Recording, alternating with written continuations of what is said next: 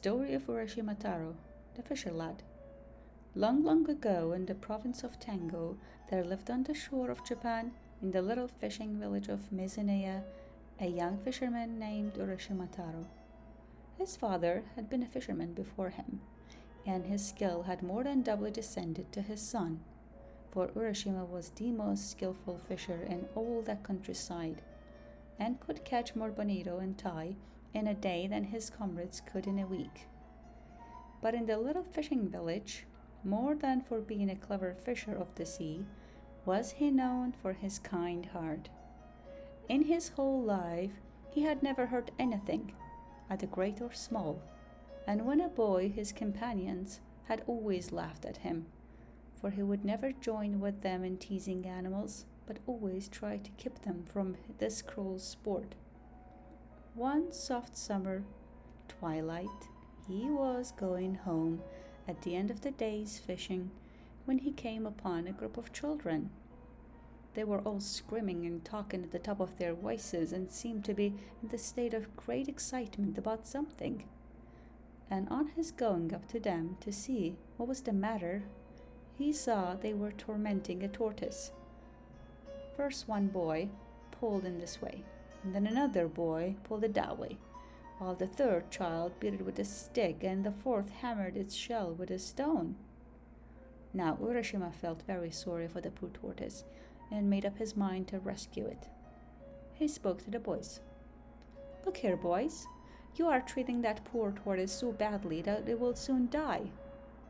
The boys, who were all in an age when children seemed to delight in being cruel to animals, took no notice of Urashima's gentle reproof, but went on teasing it as before. One of the older boys answered, "Who cares whether it lives or dies? We do not. Here, boys, go on, go on." And they began to treat the poor tortoise more cruelly than ever. Urashima waited a moment, turning over in his mind what would be the best way to deal with the boys. He would try to persuade them to give the tortoise up to him, so he smiled at them and said, "I am sure you are all good, kind boys. Now, won't you give me the tortoise? I should like to have it so much." "No, we won't give you the tortoise," said one of the boys. "Why should we? We caught it for ourselves." "What you say is true," said Urashima, "but I do not ask you to give it to me for nothing. I will give you some money for it. In other words, the Oji-san, that is uncle, will buy it of you. What to do for you, my boys?" He held up the money to them, strung on a piece of string, through a hole in the center of each coin. "Look, boys, you can buy anything you like with this money. You can do much more with this money than you can do with that poor tortoise. See what good boys you are to listen to me." The boys were not bad boys at all. They were only mischievous, and as Urashima spoke, they were won by his kind smile and gentle words and began to be of his spirit, as they say in Japan. Gradually, they all came up to him, the ringleader of the little band, holding out the tortoise to him. "Very well, Oji-san, we will give you the tortoise if you give us the money." And Urashima took the tortoise and gave the money to the boys, who, calling it to each other, scampered away and were soon out of sight. Then Urashima stroked the tortoise's back, saying as he did so, "Oh, you poor little thing, poor thing. There, you are safe now. They say that a stork lives for 1,000 years, but a tortoise for 10,000 years. You have the longest life of any creature in this world, and you were in great danger of having that precious life cut short by those cruel boys. Luckily, I was passing by and saved you. And so life is still yours. Now, I'm gonna take you back to your home, the sea, at once. Do not let yourself be caught again, for there might be no one to save you next time." All the time that the kind fisherman was speaking, he was talking and walking quickly to the shore and out upon the rocks, and then putting the tortoise into the water, he watched the animal disappear and turned homewards himself, for he was tired and the sun had set. Next morning, Urashima went out as usual in his boat. The weather was fine, and the sea and the sky were both blue and soft in tender haze of summer morning. Urashima got into his boat and dreamily pushed out to sea, throwing his line as he did so. He soon passed the other fishing boats and left them behind him, till they were lost to sight in the distance, and his boat drifted further and further out the blue waters. Somehow, he knew not how, he felt unusually happy that morning, and he could not help wishing that, like the tortoise he set free the day before, he had thousands of years to live instead of his own short span of human life. He was suddenly startled from this reverie by hearing his own name called. Urashima! Urashima! Clear as a bell and soft as the summer wind, the name floated over the sea.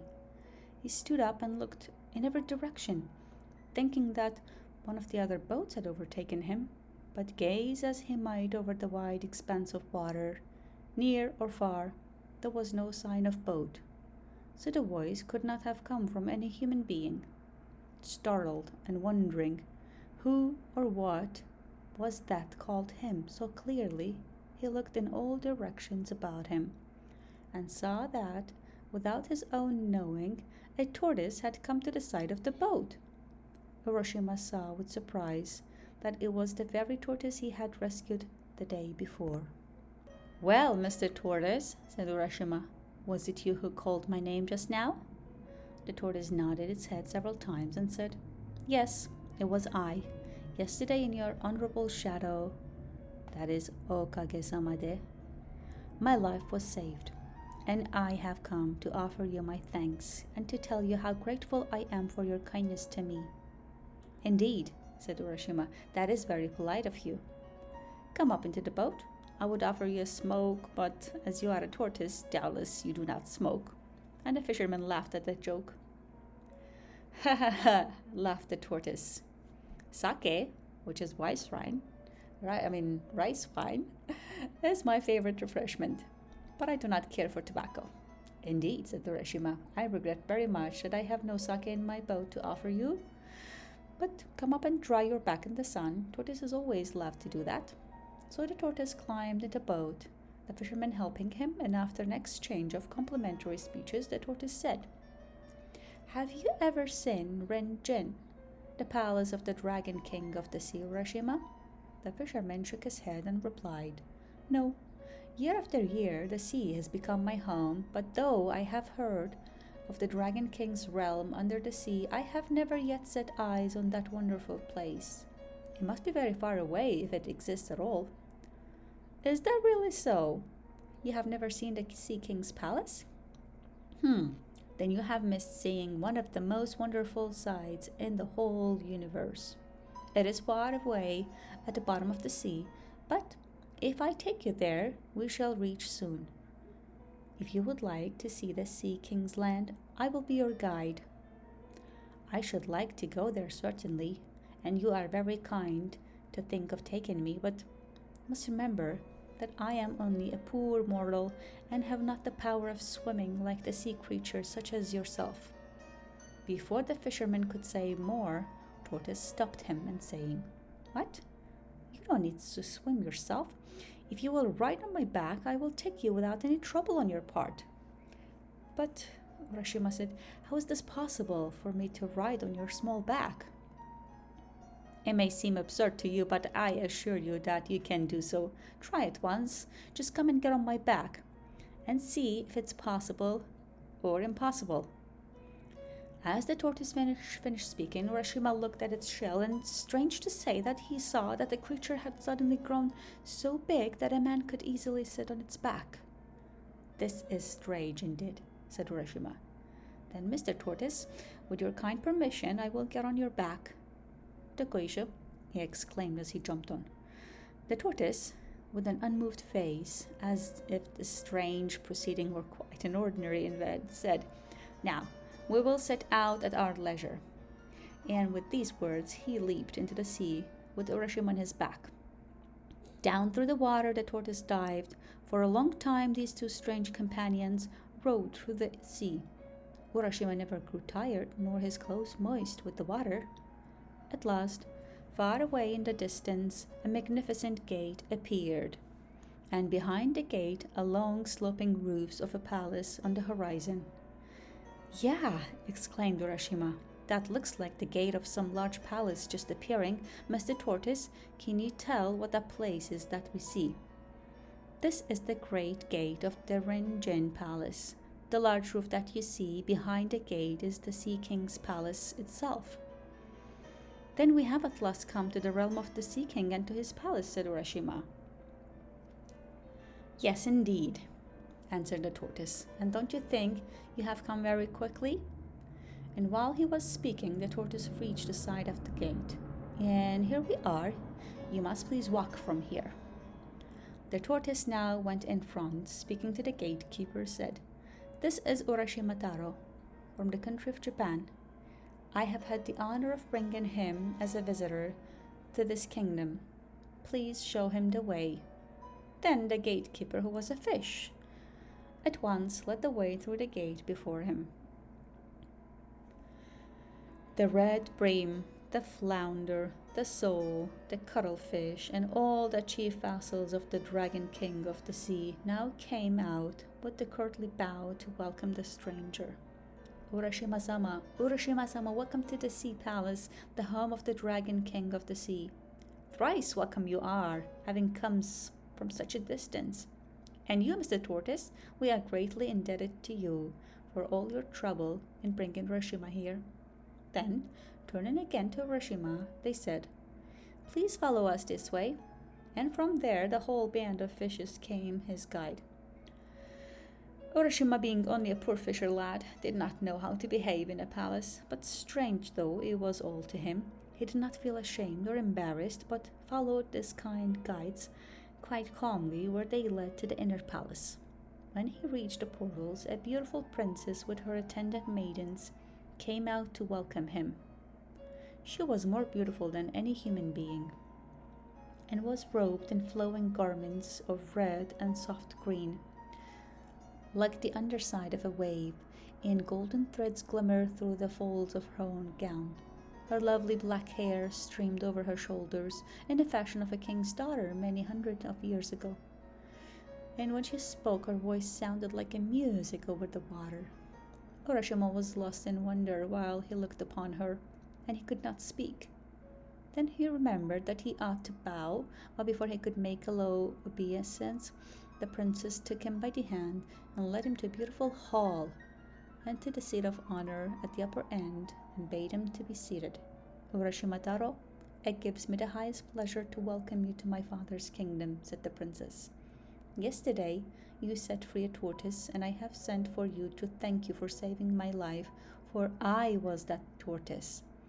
Now, if you like, you shall live here forever in the land of eternal youth, where summer never dies and where sorrow never comes, and I will be your bride, if you will, and we will live together happily forever afterwards. And as Urashima listened to her sweet words and gazed upon her lovely face, his heart was filled with a great wonder and joy, and he answered her, wondering if it was not all a dream. Thank you 1,000 times for your kind speech. There is nothing I could wish for more than to be permitted to stay here with you in this beautiful land, of which I have often heard, but never ever seen to this day. Beyond all words, this is the most wonderful place I have ever seen. While he was speaking, a train of fishes appeared, all dressed in ceremonial trailing garments. One by one, silently and with stairless steps, they entered the hall, bearing on a coral trays delicacies of fish and seaweed, such as no one can dream of. And this wondrous feast was set before the bride and bridegroom. The bridal celebrated with dazzling splendor, and in the Sea King's realm there was great rejoicing as soon as the young pair had pledged themselves in the wedding cup of wine. 3 times 3, music was played, songs were sung, fishes with the silver scales and golden tails stepped in form of the waves and danced. Urashima enjoyed himself with all his heart. Never in his whole life he sat down to such marvelous feast. When the feast was over, the princess asked the bridegroom if he would like to walk through the palace and see all that there was to be seen. Then the happy fisherman, following his bride, the Sea King's daughter, was shown all the wonders that enchanted land where youth and joy and go hand in hand, neither time nor age can touch them. The place was built of coral and adorned with pearls, and the beauties and wonders of the place were so great that the tongue fails to describe them.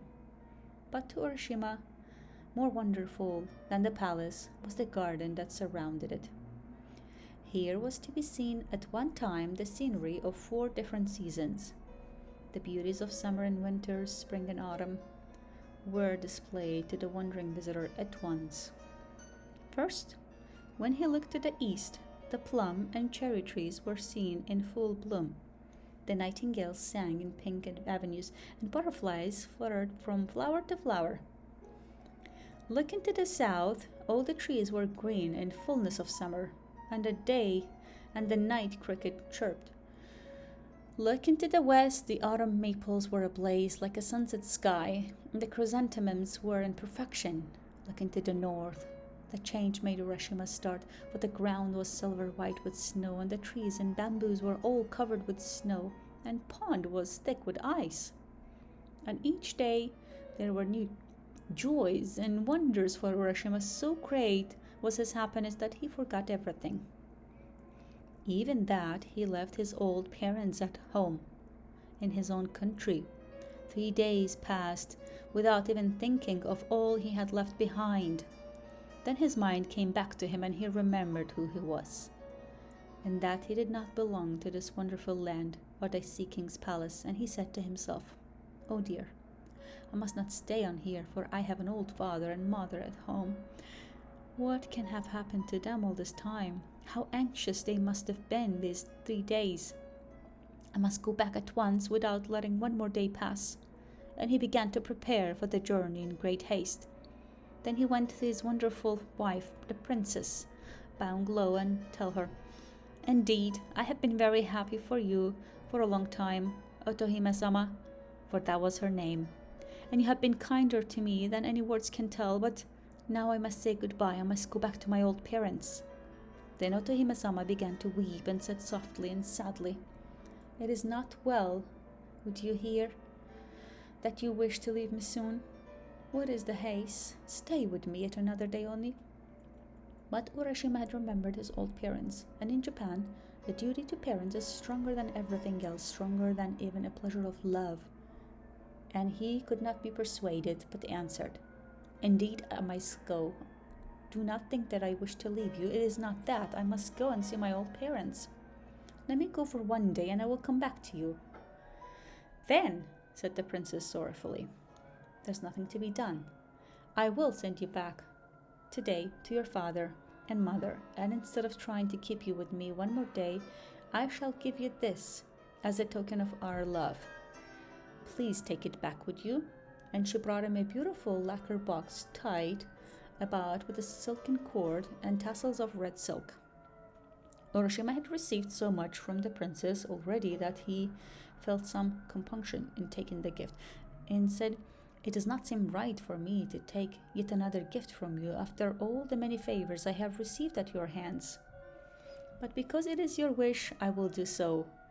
And then he added, "Tell me, what is this box?" "That," answered the princess, "is the Tamate Bako, box of jewel hand, and it contains something very precious. You must not open this box, whatever happens. If you open it, something dreadful will happen to you. Now promise me that you will never open this box." And Urashima promised that he would never, never open the box, whatever happened.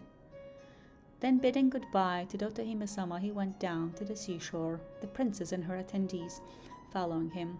There he found the large tortoise waiting for him.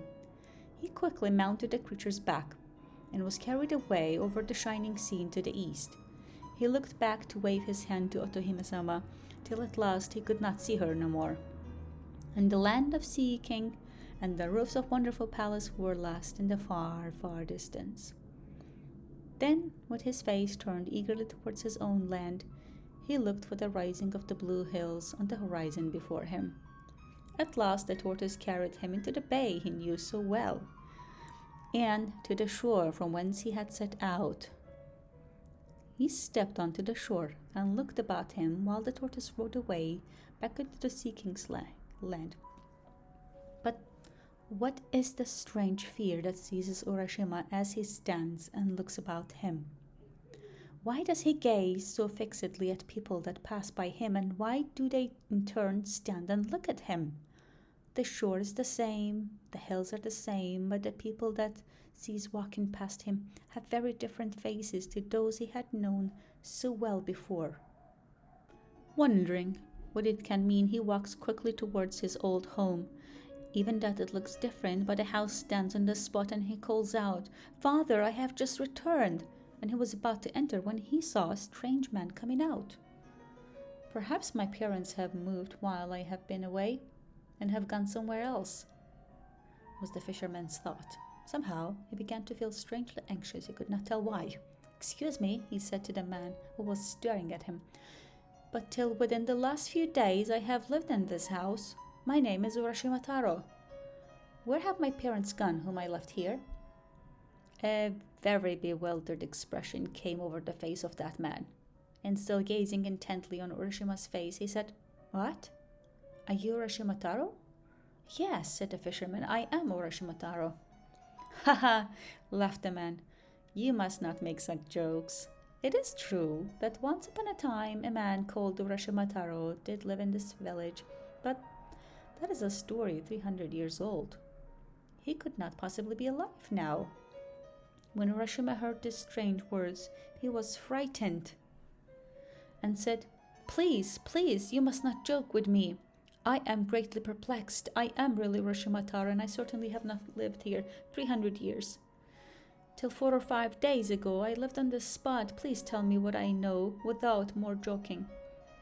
But the man's face grew more and more grave, and he answered, "You may or may not be Urashima Taro, I don't know. But the Urashima Taro of whom I have heard is a man who lived here 300 years ago. Perhaps you are his spirit, came to revisit your old home."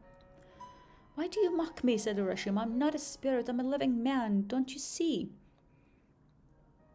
"But Urashima Taro lived 300 years ago, and that's all I know. It is written in the village chronicles," persisted the man, who could not believe what the fisherman said.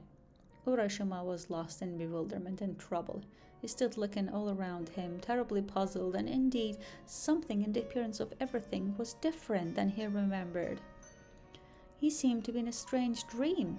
A few days he spent in the Sea King's palace beyond the sea had not been days at all. They had been hundreds of years, and in that time his parents had died, and all the people he had never known, and all the village had written down the story. There was no use in staying here anymore. He must get back to his beautiful wife beyond the sea.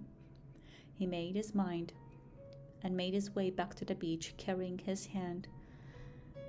in his hand the box which Princess had given. But which was the way? He couldn't find. Suddenly he remembered the box. The princess told me, when she gave it to me, never to open it, that it contained a very precious thing. But now that I have no home, now that I have lost everything was dear to me, my heart grows thin with sadness. And at such time, if I open the box, I surely will find something that will help me, something that will show me the way back to my beautiful princess over the sea. There's nothing else for me to do. Yes, I will open the box and look in." And so his heart consented to this act of disobedience, and he tried to persuade himself that he was doing the right thing and breaking his promise. Slowly, very slowly, he untied the red silk cord. Slowly and wonderfully he lifted the lid of precious box, and what did he find? Strange to say, only a beautiful little purple cloud rose out of the box, and 3 soft wisps. For an instant it covered its face and wavered over him as a loath to go, and then it floated away like a vapor over the sea. Urashima, who had been till that moment strong, handsome youth of 24, suddenly became very, very old. His back doubled with age, his hair turned snowy white, his face wrinkled, and he fell down dead on the beach. Poor Urashima! Because of his disobedience, he could never return to the Sea King's realm or the lovely princess beyond the sea. Little children, never be disobedient to those who are wiser than you, for disobedience was the beginning of all the miseries and sorrows of life. The end. I'll see you in the next Open Story Chronicles.